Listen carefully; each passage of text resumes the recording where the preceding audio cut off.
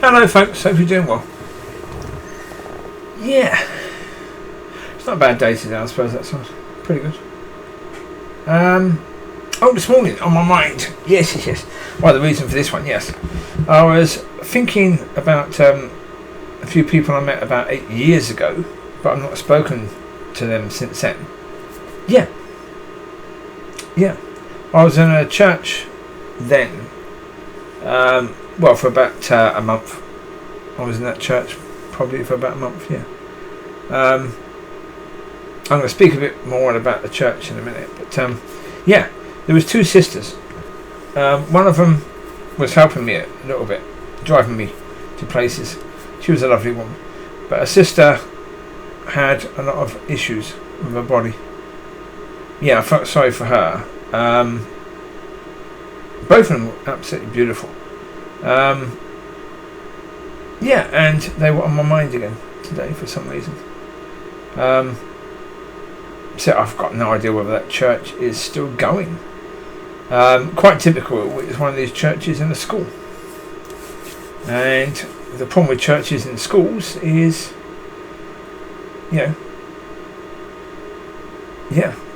it's a problem. And I imagine during COVID they wouldn't have met. I also know the pastor was incredibly weak. Oh, he was incredibly weak. But I mean, one of the most noticeable things is you go into the church, you go into the hall where they met, and about 10 minutes before, and you have people sitting there with their feet on the chair in front of them. No respect at all. Yeah, people are coming late every week. Same people every week coming late. Now, as I said before, if it was up to me, I'd close the door. Yeah. 5 minutes before the service, close the door. If you're not there, tough luck, really. Do you want to meet God? Get there early.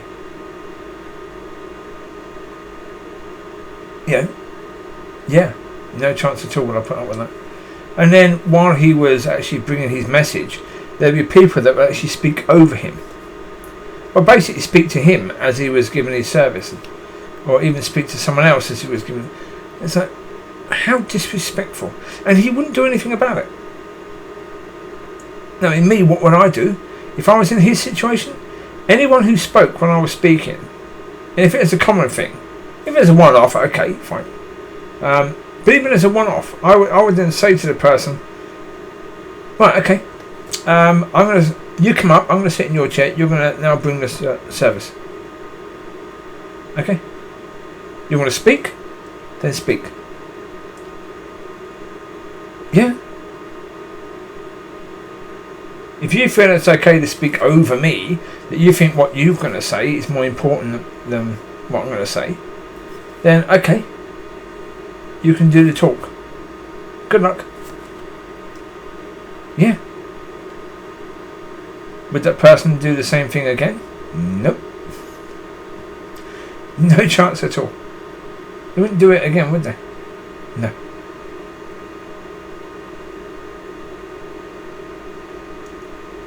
Yeah, but as I said, it's because he was so incredibly weak as a pastor. So as I say, I wouldn't be surprised if that church folded.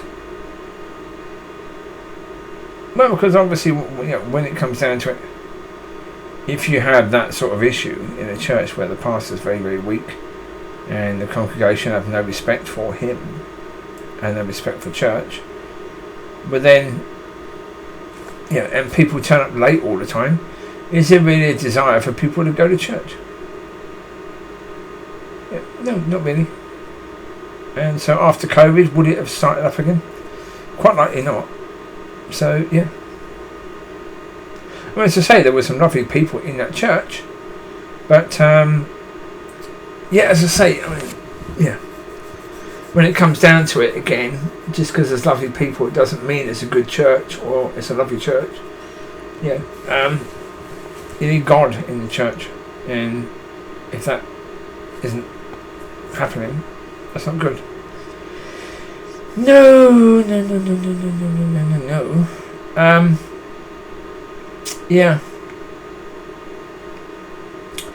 It is what it is. Well, I had a good look on Googly to see if I could find this church, and no, couldn't find it. But then again, I wouldn't necessarily know where it is anyway, because I was walking at that time. I wasn't able to drive. Well, I never bothered to at that point in time. Now I'd be driving is a different thing.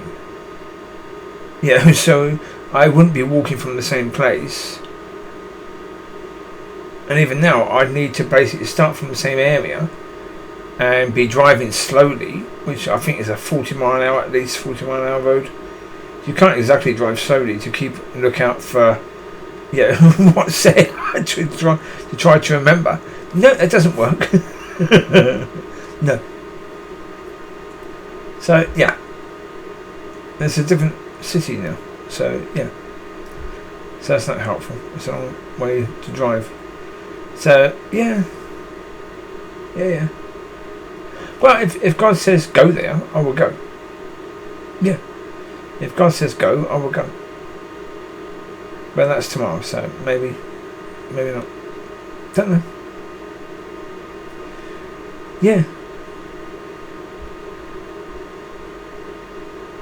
Well, as I say, I mean, yeah. As I said the one yesterday, really, you can still have God in your church. Even if God is doing something different now, God will still honour if you are doing things according to His will and His way in church. He will still honour that. He will still honour you and your church. But I've done videos over the years talking about things like reverence has gone. And, well, even talking about the fact people put their feet up on chairs in front of them. That's not reverence, is it? You're not. If you were going to meet the Queen, would you do that? No, I don't think you would. No, I don't think you would. But when you're going to meet God, you do that? Really? Well, that's the point. People don't think they're going to meet God. So that's the problem, isn't it, really? You know, people need to know why God is not in the church and how to fix it. You know, because obviously, if God is doing something different now, then yeah.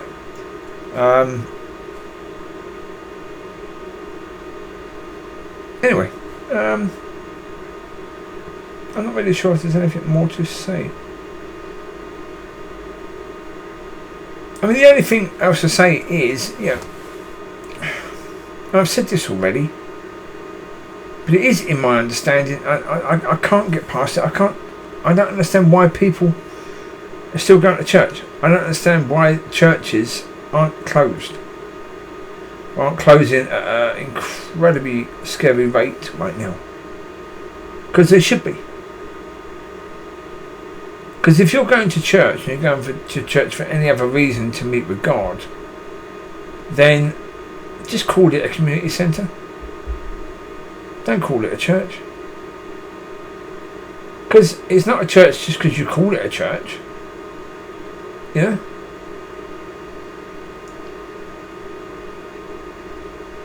It's a church because you're expecting to meet with the Father.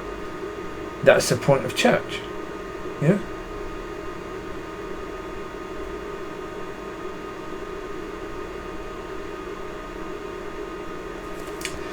Yeah. Ugh. I understand it's difficult if you're in that situation and you're hoping. But the problem is, if you've been hoping for a long time, well, even for things like hope, I mean, even now, I'm struggling. Today, for some reason, I've struggled. With regards to hope, with regards to the things that I'm hoping for. Because nothing is happening. Well, I can't see anything happening. Obviously, it's quite possible that a lot of things are happening. I can't see that. So yeah. Yeah. If I can't see it, then yeah.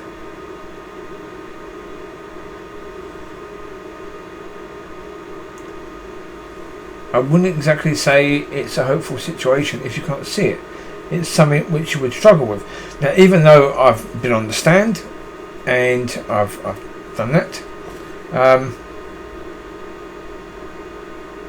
And that was struggling at times, and that was difficult, but yes, I managed to maintain hope right up to the end,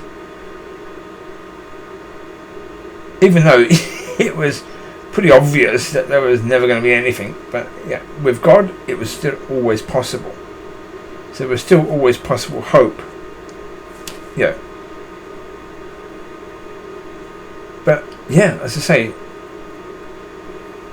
in the morning today, it was really dodgy with hope.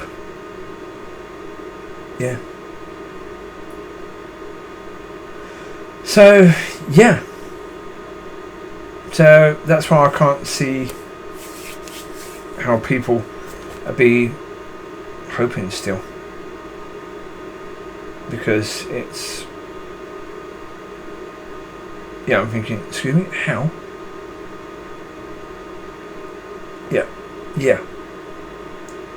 But there you go, that's the point. I mean, if people really are still hoping and they still have hope, well done. But I do get the impression that most people in church have given up. And I even mean given up in God. I think most people in church have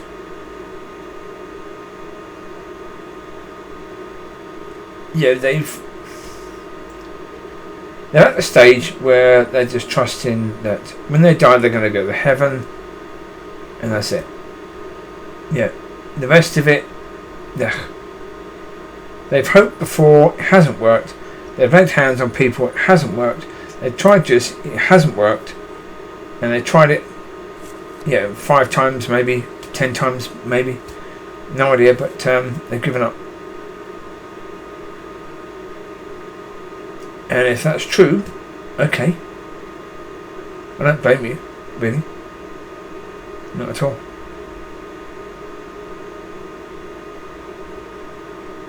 So go to the Father. Don't look at how it is. Go to the Father and say, okay, if you're saying you can deal with it, okay, I'll trust you.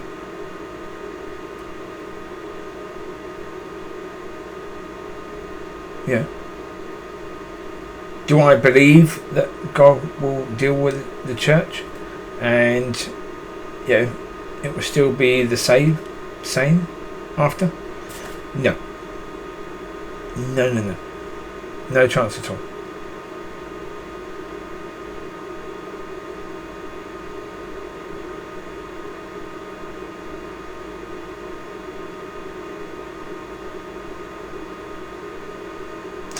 So there you go, I'm going to leave you to it. You take care, God bless, I'll speak to you soon. I wish you well, but as I say, I think the understanding has to be that if God is going to do something in the church, it's going to be something new.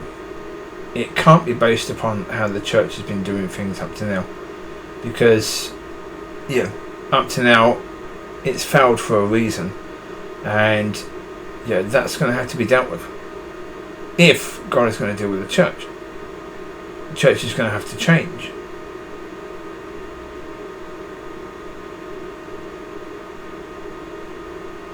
That really is a certainty. Well, no, actually, I can say a bit more. Well, put it this way, as I've said before, if the church is going to change, it's going to change where it's doing its job as it should do. People who don't know God at all, help those people to know the Father, the Son, the Spirit, and who God is and who you are. Not you, that person. Who that person is.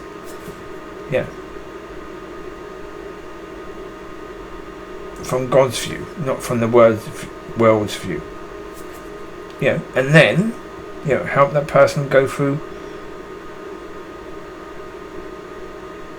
to the Father.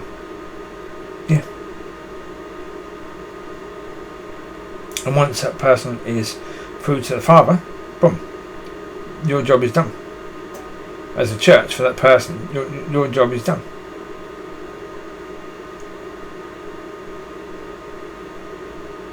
Because that's the point. People are supposed to go through Yeshua to Father. Once they go through Yeshua to Father, why would they need a pastor? Why would they need a teacher? Why would they need a church when they've got Father? When they've got a personal relationship with Father, why would they need anything else? The answer to that question is they don't. They do not in any way, shape or form need anything else. They don't need the rest. It doesn't mean, well, even the Bible, they don't need the Bible anymore. It doesn't mean that they don't read it, but they read it out of love for God, rather than because they need to, because they're being instructed directly by Father now. They're learning to be a son. They're learning to walk as a son of God, rather than to walk as a baby. Yeah?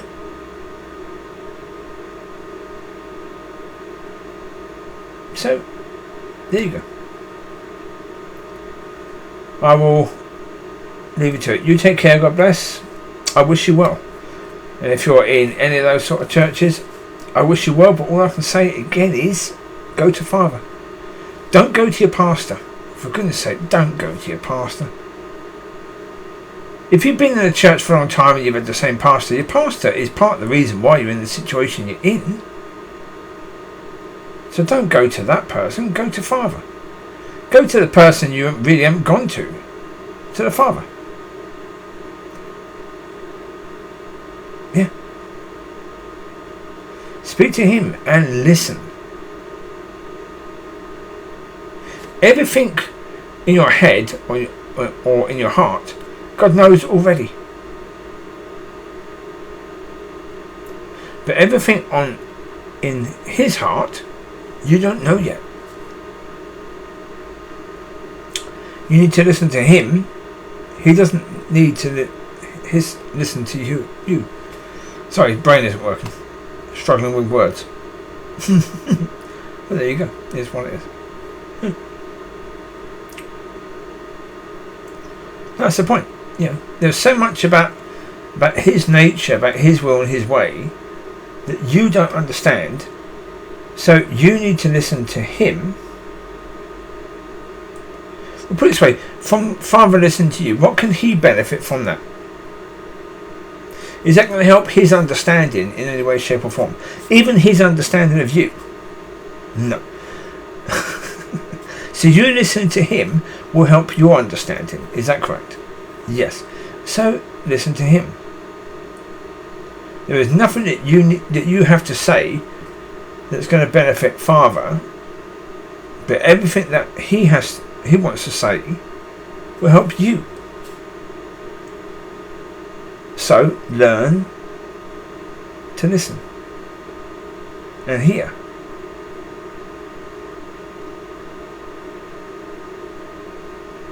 There you go. God bless.